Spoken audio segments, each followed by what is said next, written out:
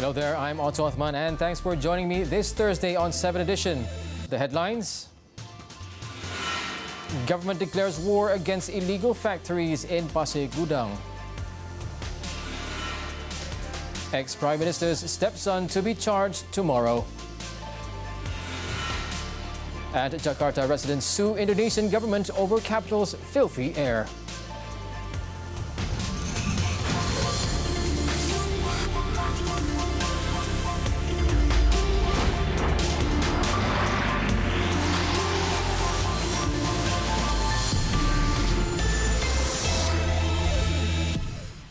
We begin tonight's news with updates on the Pasig toxic air pollution in Johor.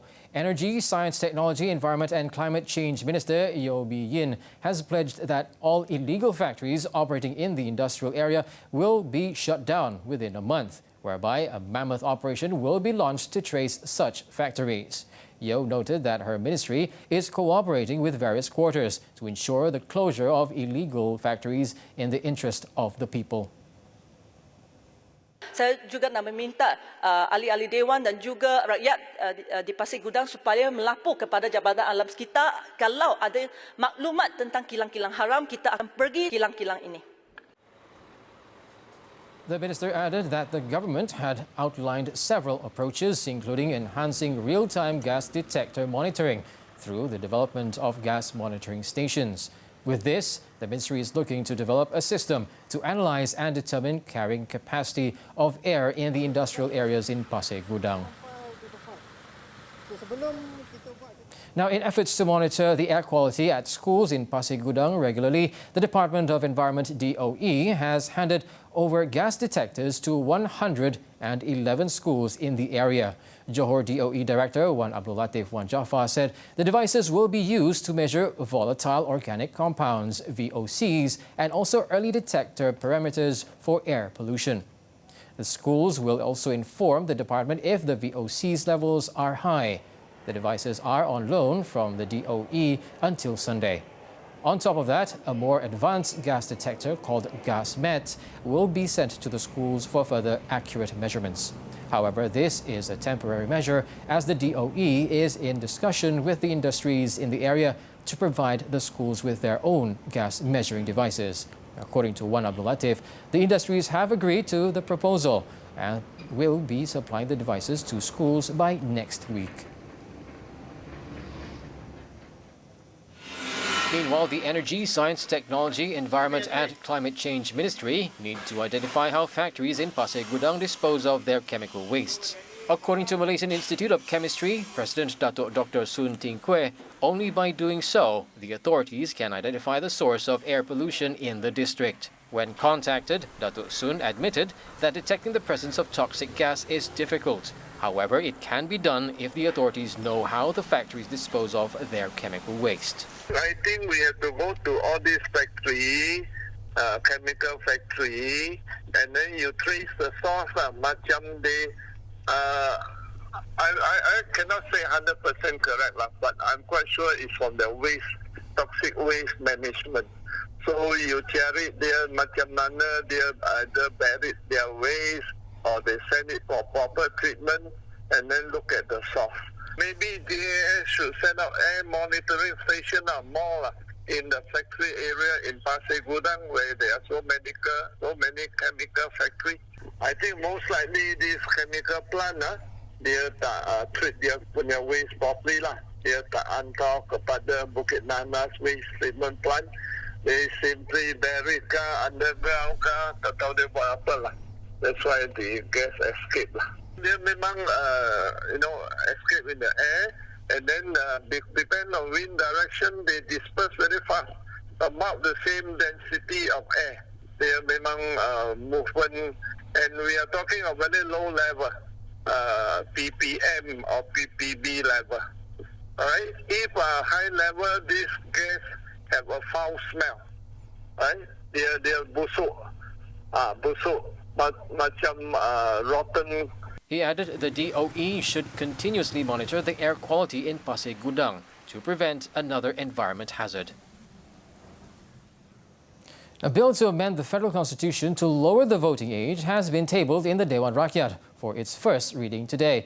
The constitution of the amendment bill, which seeks to amend Clause 1 of Article 119 of the federal constitution to lower the age of Malaysians who are entitled to vote from 21 to 18 years old, was tabled by Youth and Sports Minister Syed Abdul Rahman.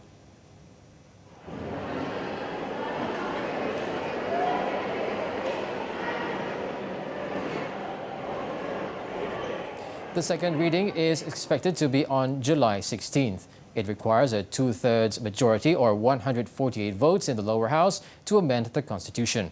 Currently, there are 222 seats in the Dewan Rakyat, in which Pakatan Harapan only has 139 MPs, while the opposition has a total of 77 lawmakers.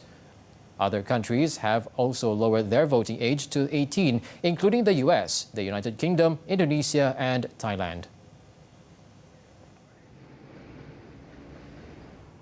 At the Parliament lobby, Minister in the Prime Minister's Department, Dato' Liew Wee Keong, said all changes on voting with regards to the Election Commission (EC) needs constitutional amendments. He added the move would take time to go through the necessary process.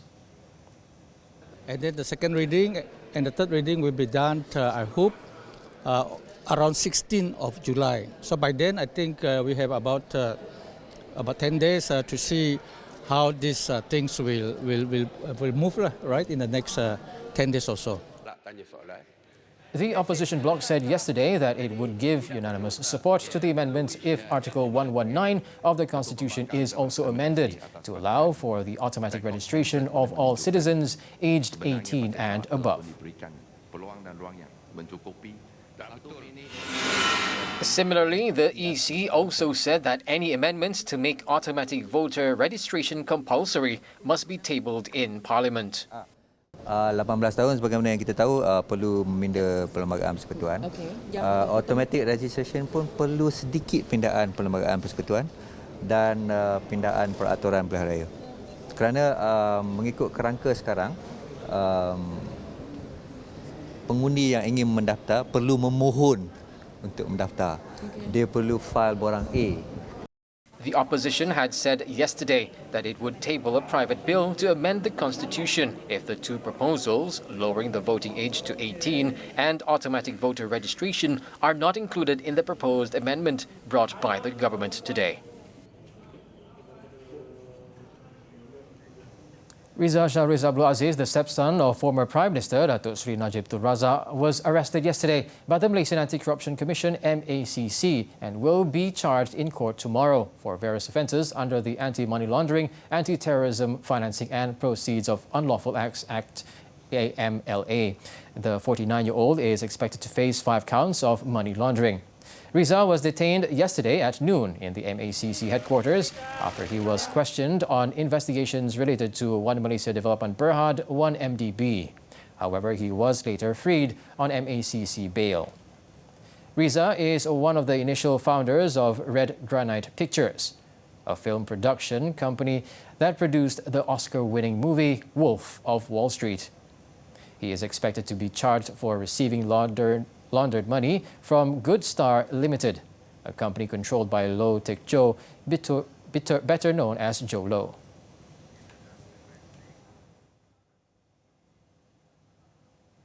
Police have arrested 8 individuals, including 3 Iranians, suspected of being involved in drug processing activities in Kuala Lumpur on Tuesday. Now, the authorities also seized drugs believed to be heroin, shabu and ketamine worth nearly 2 million ringgit.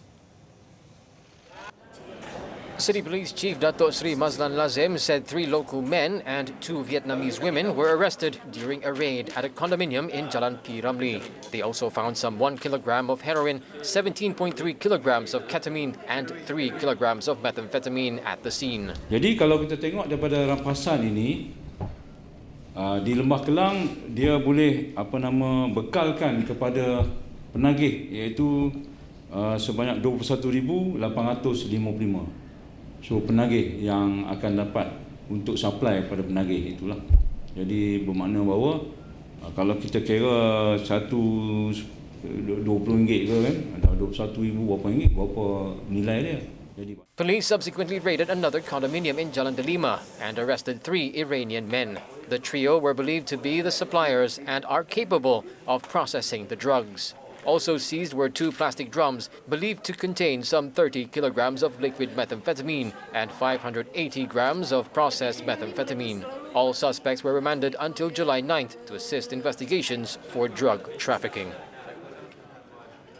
A businessman and an accountant have been remanded for 3 days on suspicion of cheating a company of 2.5 million ringgit in proceeds from the sale of shares. Now, the remand order was issued by Selayang Magistrates Court to facilitate investigations on the penal code.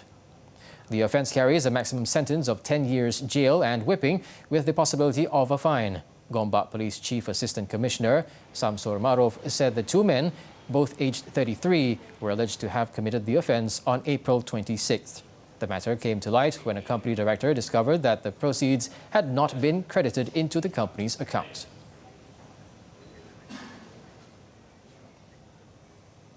Now coming up, a Spoderman swings into action at local mall. The details next.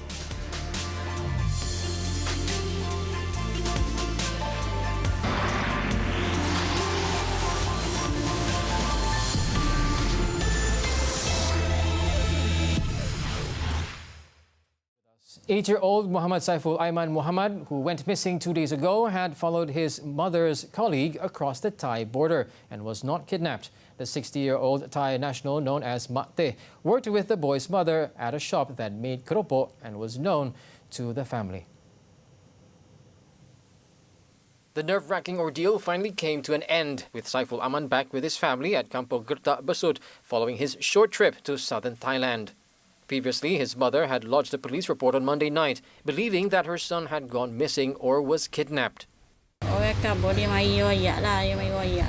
Kata anak tu ikut orang tu, dia kata ada royak. Kata ikut makcik tu, makcik ni. Lepas tu cikgu tu hantar gambar saya.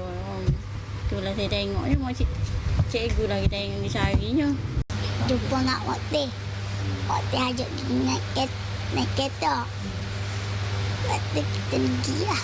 Lepas tu sampai Kota Baru. Naik bas Kota Baru. Naik bas Kuala Kubur. Lepas tu naik perahu. Terus sampai kat Kapisek. Lepas tu sampai kat Thailand. Aiman kenal ke makcik tu? Kenal. News of Saiful Aiman's disappearance went viral on social media before a son of Mak Teh contacted the boy's teacher to tell about his whereabouts. The 8-year-old appeared to have followed Mak Teh to Naratiwat without informing his mother. Yesterday morning, however, Saiful Aiman was spotted loitering in Pangkalan Kubo and later picked up by policemen from Kuala Besut Police Headquarters. Authorities then confirmed that Saiful Aiman's disappearance was not kidnapping, but merely a case of miscommunication. And checks also showed that the boy did not suffer any physical injuries. Now let's move on to our daily segment Clickbait, where we take a look at what's trending and making rounds in the cyber world today. Now, Spider-Man Far From Home has just swinged into cinemas and the hype is overwhelming. Fans all around the world have found ways to celebrate the movie's release, especially this particular fan. Eric Lau, who decided to bring the Spider-Man character to life at one of the local malls in Sunway, donned the famous Spider-Man suit and went around entertaining shoppers with his antics on Monday. He also uploaded multiple videos of him in action on Twitter, one of them even gaining over 290,000 views and at least 20,000 retweets. Take a look. Calling himself Spooderman, the 20-year-old content creator was seen dancing and doing remarkable backflips while strangers walked past. Like most mall goers, Spooderman even stopped for bubble tea, only to make a rather grave discovery because of his mask. Although he pulled out pranks to young children, he did stop to make several children happy by giving high fives and playfully fighting with them. Twitter users flooded the tweets with comments expressing how impressed they were with his stunts. Meanwhile, one netizen showed concern towards his ankle for his unusual way of landing after doing the backflip. More videos show Eric around the mall with shoppers either amused, impressed or confused by his antics. Looks like everyone needs a friendly neighborhood Spider-Man after all.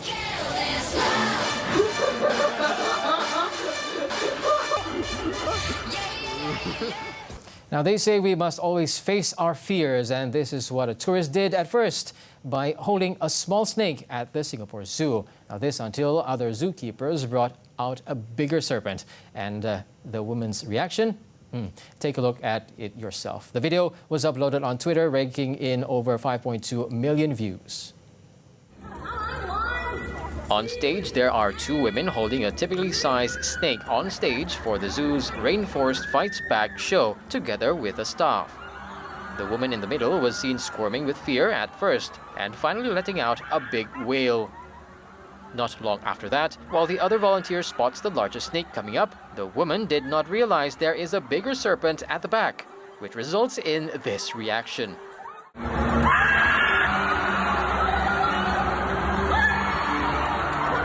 The video was flooded with entertaining comments despite how terrible some netizens felt for laughing at her misery. Meanwhile, one Twitter user even responded with a funny meme. It is certainly a familiar sight for many visitors to hold a snake and barely keeping it together, but this woman really portrayed an uncommon but thrilling reaction. Now, updated as of 7 p.m, here are the top trending topics and searches on the internet today.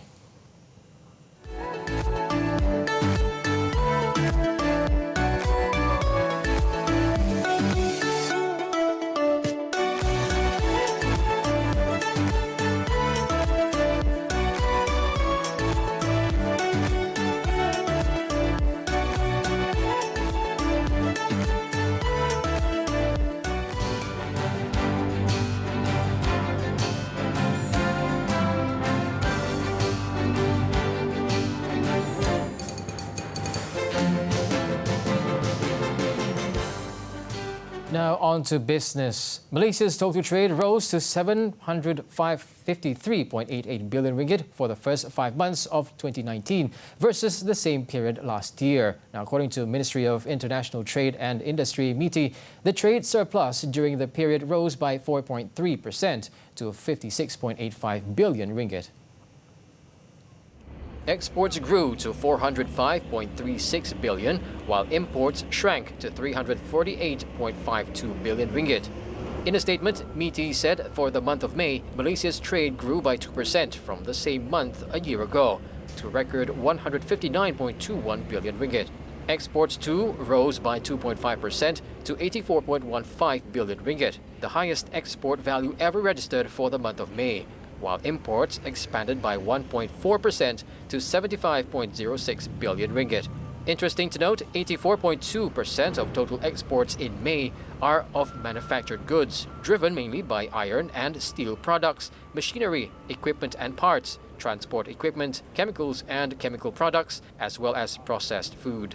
Exports of agriculture goods also posted a double-digit growth of 15.3% after registering 15 consecutive year-on-year declines since February 2018, driven by palm oil. On the trade performance with major markets, Malaysia's trade with ASEAN in May accounted for 27.4% of the country's total trade, with 16.7% with China, 9.9% with the European Union, EU, and 8.8% with the United States. Now, when we return, Boeing compensates $100 million to families of crash victims. Don't go anywhere.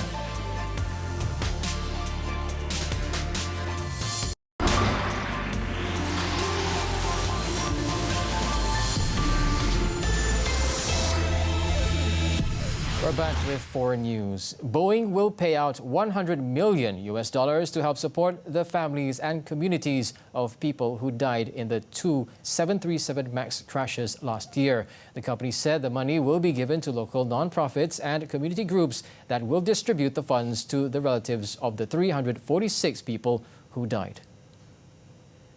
In a statement, Boeing said the money will be used to support education, including college tuition or other schooling expenses for children of victims, as well as hardship or living expenses for impacted families. However, according to the attorney representing dozens of families affected in the crash, Bob Clifford, the news was not well received by the relatives of victims who have sued the company. He added that this type of so early in the litigation process offer is unprecedented, at the same time criticized it as vague. Boeing spokesperson then refuted that people who accept funds from the compensation will not be required to give up their right to pursue legal action against the company. Meanwhile, netizens have had a lot to say regarding this initiative over social media. Some expressed their appreciation and praised Boeing, while others criticized the compensation, calling it a rate for murder and that lives lost is not compensatable.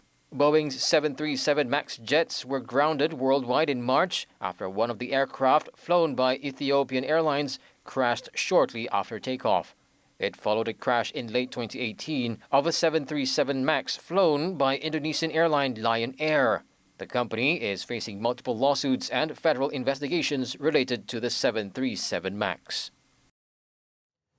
In China, at least 6 people were killed and 190 others were injured after a ferocious tornado tore through the city of Kaiyuan in Liaoning province on Wednesday afternoon. Local media reported that the approximately 15-minute twister damaged nearly 3,600 homes, as well as affected more than 9,900 residents in a city of around 500,000 people.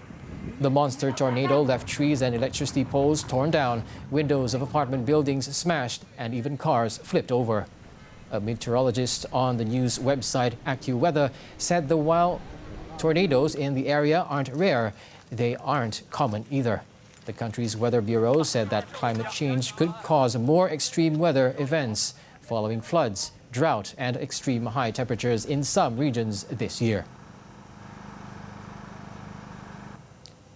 Now, residents of Jakarta on Thursday filed a lawsuit against the government over the toxic levels of air pollution that regularly blanket the city. Now, the country's capital has been shrouded in hazardous smog for much of the past month, now with air quality readings recording high concentrations of harmful microscopic particles. Due to this, a group of 31 concerned residents sued President Joko Widodo, as well as all related ministries and Jakarta's governor. The action was taken to raise awareness about the issue, at the same time force the government to act. Toxic smog saw Jakarta ranked as the most polluted city in the world for several mornings running last month, forcing residents to wear pollution masks and sparking a storm of social media criticism.